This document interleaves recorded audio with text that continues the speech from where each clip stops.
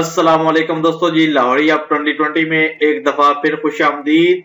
बसिलसिला building construction के मामलात में रहनुमाई। आज का हमारा टॉपिक होगा, आप लोगों को इंफॉर्मेशन प्रोवाइड करेंगे प्लस्तर के बारे में, आप लोगों को मुकम्मल तफसीलात से आगाह किया जाएगा।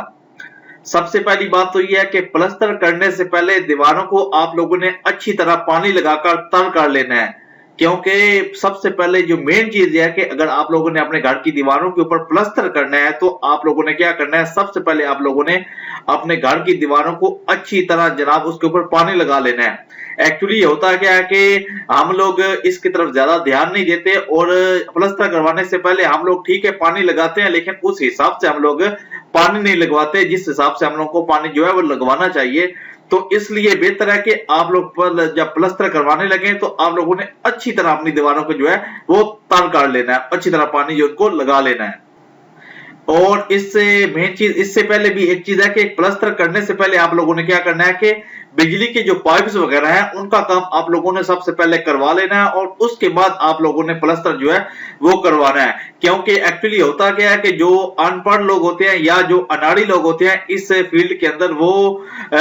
जब प्लस्तर हो जाता है तो उसके बाद उनको याद आ जाता है कि हम लोगों ने जनाब इसके अंदर बिजली की फिटिंग जो है वो भी करवानी है या गैस की पाइप जो है हम लोगों ने वो भी लगवाने हैं। तो बेहतर है कि आप लोग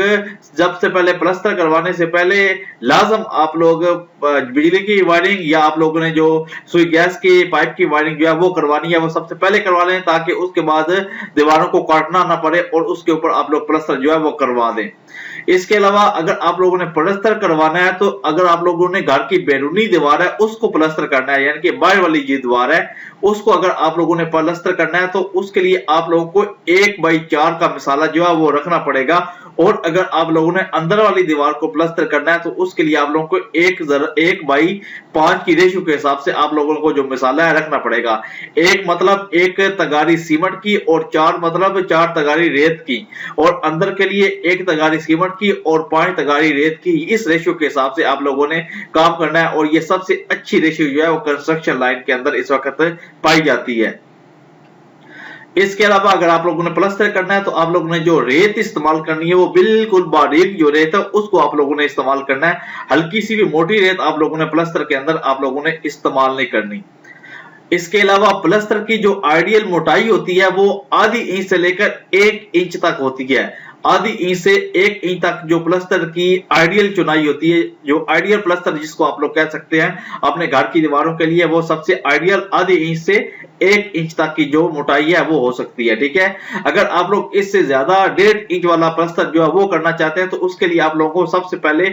आपका जो दीवार है उसको आप लोगों को रफ करना पड़ेगा और उसके बाद आप लोगों को दोबारा उसके ऊपर फाइनल प्लस्तर करना पड़ेगा। यानी कि एक दीवार के ऊपर आप लोगों को 2 हिस्सों के अंदर प्लस्तर जो है करना पड़ेगा अगर आप लोग 1.5 इंच का प्लस्तर अपने इस दीवार के ऊपर करवाते हैं। तो अगर आप लोगों ने प्लस्तर के ऊपर पेंट का काम करना है, जाहिर बात है अगर आप लोग नया घर बनाते हैं तो उसके अंदर आप लोगों ने पेंट जो है वो करना ही करना है। तो उसके लिए आप लोगों ने क्या करना है, उसके ऊपर आप लोगों ने लोहे का गरमाला जो है वो आप लोगों ने मिस्त्री को कहना है कि वो लोहे का गरमाला इसके ऊपर ना मारे बल्कि वो फोम का जो गरमाला है उसको यूज करें। इससे ये होगा कि जब आप लोग क्या कहते हैं उसके ऊपर पेंट करवाएंगे, ठीक है, तो अगर आप लोग लोहे का गरमाला यूज करेंगे तो उसकी जो ऊपर वाली सतह होती है वो निखर कर सामने आ जाती है। ठीक है, जो कि बिल्कुल बाद में अच्छी नहीं लगती। लेकिन अगर आप लोग प्लस्तर के ऊपर क्या नाम है फोम का इस्तेमाल करेंगे तो बहुत जबरदस्त तरीके से आप लोगों की जो दीवार है वो प्लस्तर भी हो जाएगी और उसकी जो ऊपर वाली तह है वो बाहर भी नहीं निकलेगी। और अगर आप लोग उसके ऊपर दोबारा पेंट करवाएंगे तो वो भी बहुत जबरदस्त और बहुत शानदार आपका पेंट जो है वो उसके ऊपर लगेगा।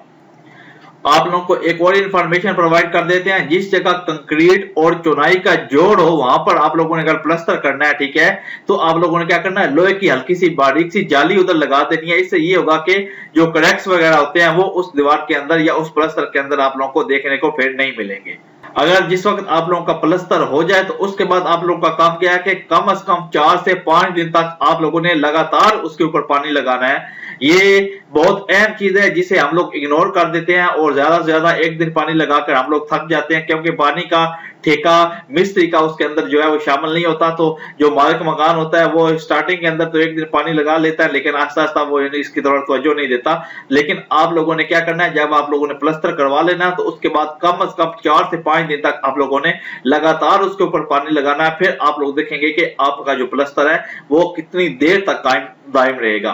तो ये थोड़ी सी इंफॉर्मेशन थी जनाब प्लस्तर के बारे में कि अगर आप लोग अपने घरों को प्लस्तर करवाना चाहते हैं तो आप लोगों को किन किन चीजों का ख्याल रखना पड़ेगा, जिससे आप लोगों को देर पा तक फायदा होगा, यानी कि आपका प्लस्तर जो है वो इतनी जल्दी उखड़ेगा नहीं, इतनी जल्दी गिरेगा नहीं। इंशाल्लाह लाहौरिया 2020 आपको कंस्ट्रक्शन के बारे में जितनी भी इंफॉर्मेशन है स्टेप बाय स्टेप आपको मुकम्मल इंफॉर्मेशन प्रोवाइड करते रहेंगे, ताकि आप लोग अगर अपना घर बनाना चाहते हैं तो उसके अंदर आप लोगों का खर्चा जो है वो भी कम आए और आप लोगों का जनाब टाइम भी जाया ना हो, और आप लोगों को जो काम की मिकदार है या क्वांटिटी जो क्वांटिटी है वो भी आप लोगों को अच्छी मिले और आप लोगों को हमेशा बेनिफिट हासिल हो, ना कि आप लोगों को नुकसान जो है वो हो। तो हमारे साथ जुड़े रहें, इंशाल्लाह मिलते हैं जनाब नेक्स्ट वीडियो में। अपना ख्याल रखिएगा जी, अल्लाह हाफिज।